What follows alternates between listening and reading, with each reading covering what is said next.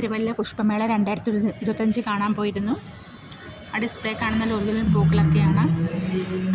പിന്നെ കുറച്ച് മുമ്പോട്ട് പോയപ്പോൾ അവിടെ കുറേ സൈസിലുള്ള തത്തമ്മകളൊക്കെ ഉണ്ടായിരുന്നു. പല കളറിലുള്ള തത്തമ്മകൾ ഒക്കെ കാണാൻ പറ്റുമായിരുന്നു.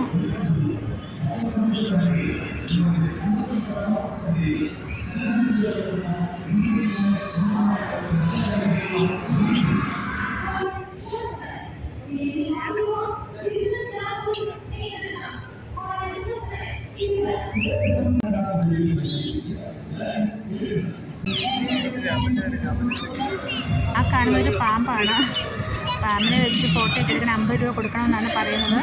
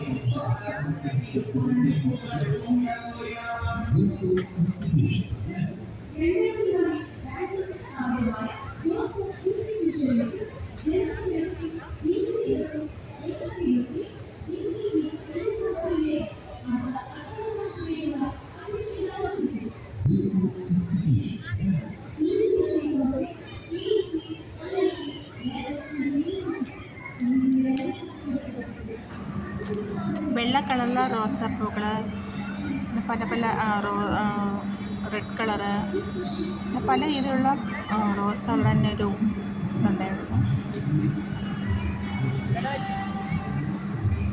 ഇത് മഞ്ഞ കളറ്, വെള്ള കളറ്, ഇതെല്ലാം പ്രത്യേക രീതിയിൽ സെറ്റ് ചെയ്ത് വെച്ചിരിക്കണം. കാണാൻ നല്ല ഭംഗിയുണ്ട്.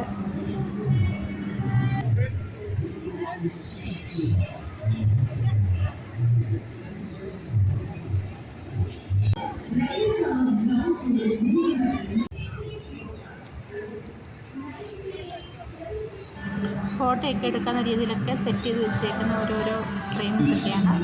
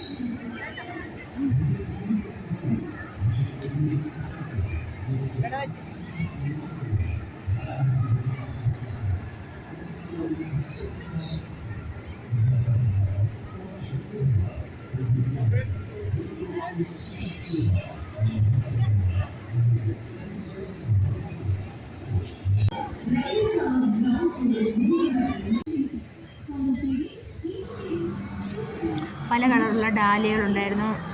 അത് മിക്സ് ചെയ്ത സൈസിലെ അങ്ങനെ കുറേ ഡാലിയുടെ തന്നെ കുറേ ഒരു ശേഖരമുണ്ടായിരുന്നു.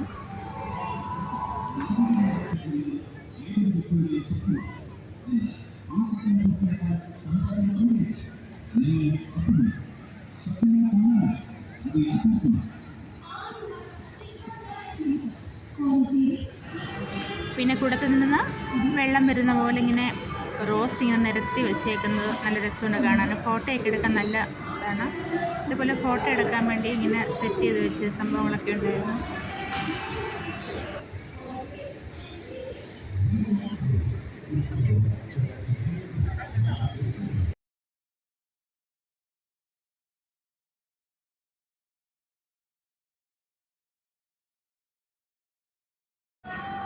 ഇത് ഫ്രൂട്ട്സ് വെച്ചൊക്കെ ഓരോന്നൊക്കെ ഉണ്ടാക്കി വെച്ചൊക്കെയാണ്.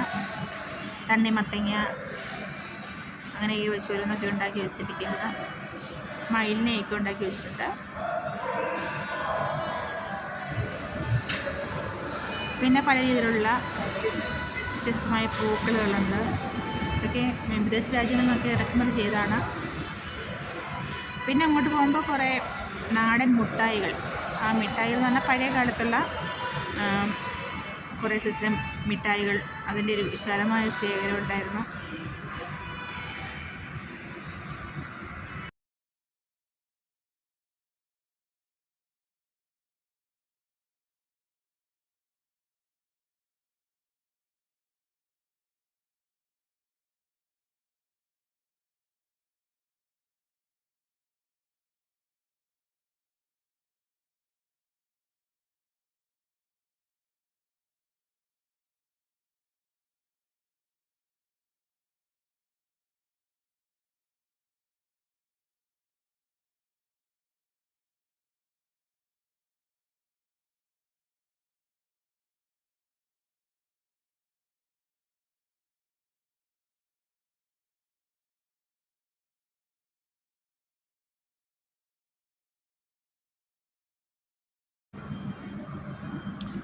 പിന്നെ പുളിമിഠായി, ഗ്യാസ് മിഠായി, നാരങ്ങ മിഠായി,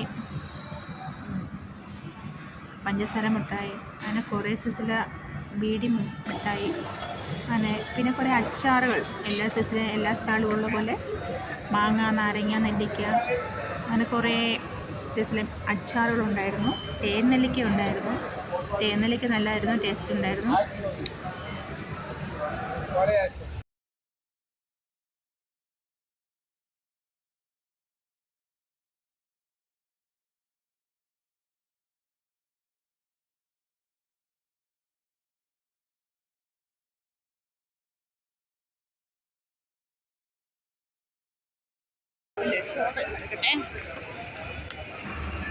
പിന്നെ മുളക് പപ്പടം, ഇത് സാധാരണ എല്ലാ സ്റ്റോളിലുള്ളതാണ്, അതും നല്ല ടേസ്റ്റ് ഉണ്ടായിരുന്നു.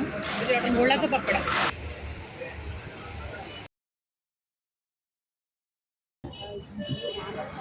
പിന്നെ ഫുഡ് കോർട്ടിൽ വിവിധ തരത്തിലുള്ള പായസമൊക്കെ ഉണ്ടായിരുന്നു.